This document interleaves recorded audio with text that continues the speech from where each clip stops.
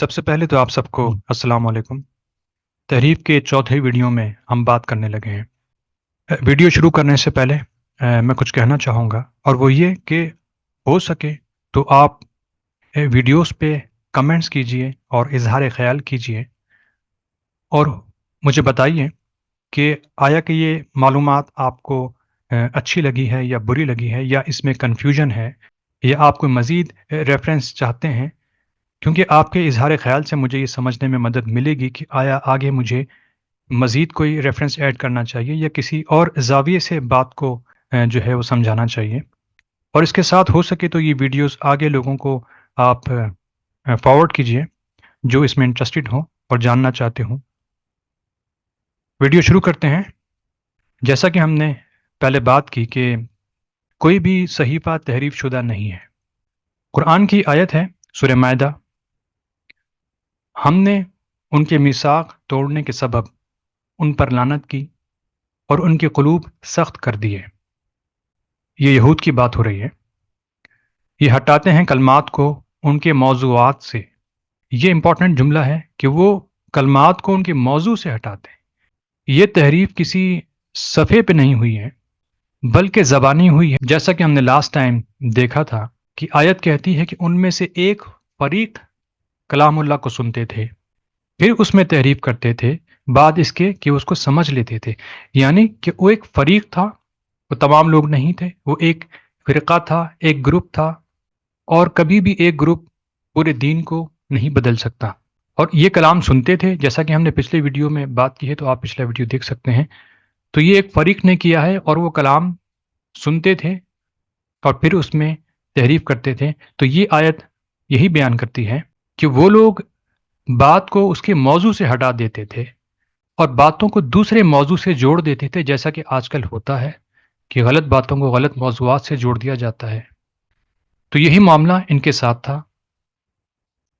تو ایک تو وہ باتوں کو غلط موضوعات سے جوڑتے تھے، یعنی کہ جو بات جس موضوع کی ہوتی تھی اس سے جوڑنے کے بجائے وہ کسی اور موضوع سے اس کو جوڑتے تھے، اور اس طرح سے یہ تحریف کی گئی ہے۔ دوسری بات یہ ہوئی کہ وہ جو بہترین حصہ تھا کتاب کا وہ بھول گئے، اور یہ بہت امپورٹنٹ جملہ ہے کہ وہ بہترین حصہ کون سا تھا جو وہ بھول گئے۔ اس میں انہوں نے تعریف نہیں کی بلکہ وہ بھول گئے۔ تو کیا وہ ابھی بھی ان کی کتاب میں لکھا ہوا ہے بہترین حصہ؟ اور جیسا کہ قرآن بھی کہتا ہے کہ اللہ کے کلمات کو بدلا نہیں جا سکتا، کوئی تحریف ممکن نہیں ہے، تو وہ بہترین حصہ کبھی بھی غائب نہیں ہو سکتا، اور یہ ان کی کتابوں میں اب بھی محفوظ ہے۔ اب تحریف کو چیک کرنے کے لیے پہلی آیت دیکھتے ہیں۔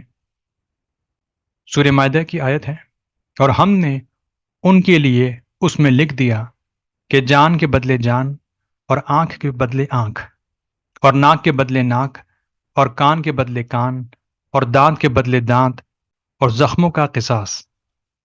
بس جو شخص معاف کر دے یہ اس کے لیے کفارہ ہوگا، اور جو حکم نہ دے اس کے مطابق جو اللہ نے نازل کیا تو یہی لوگ ظالم ہیں۔ اب دیکھیے اللہ تعالیٰ بتاتا ہے کہ ہم نے یہودیوں کی کتب میں یہ قانون لکھا تھا کہ جان کے بدلے جان، آنکھ کے بدلے آنکھ۔ تو کیا یہ قانون آج بھی تورات میں محفوظ ہے یا تورات بدلی جا چکی ہے؟ اس آیت کی تصدیق ہم کرتے ہیں تو یہ آیت موجود ہے کتاب خروج یعنی دی بک آف ایکسوڈس کے اندر، چیپٹر 21 ورس 21 to 25۔ آیت کہتی ہے، اور اگر کوئی حادثہ آتا ہے تم جان کے بدلے جان دو گے، آنکھ کے بدلے آنکھ، دانت کے بدلے دانت، ہاتھ کے بدلے ہاتھ، پاؤں کے بدلے پاؤں، جلنے کے بدلے جلنا، زخم کے بدلے زخم، مار کے بدلے مار۔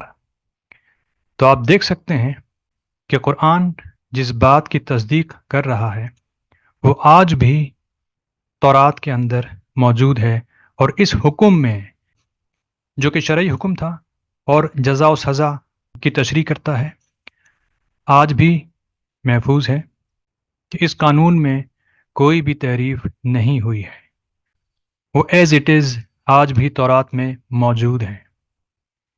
اب میں کوشش کروں گا کہ ویڈیو کچھ چھوٹے رہیں تاکہ آپ دیکھ پائیں، کیونکہ طویل ویڈیو شاید لوگ نہیں دیکھ پاتے، لہٰذا یہاں پہ میں ویڈیو کو ختم کرتا ہوں اور اگلی آیات اگلی ویڈیوز میں ہم دیکھیں گے۔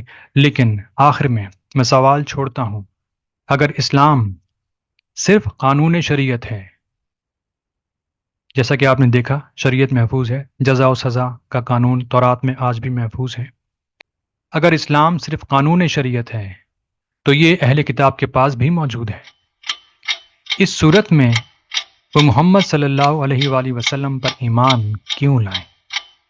اس پہ سوچئے۔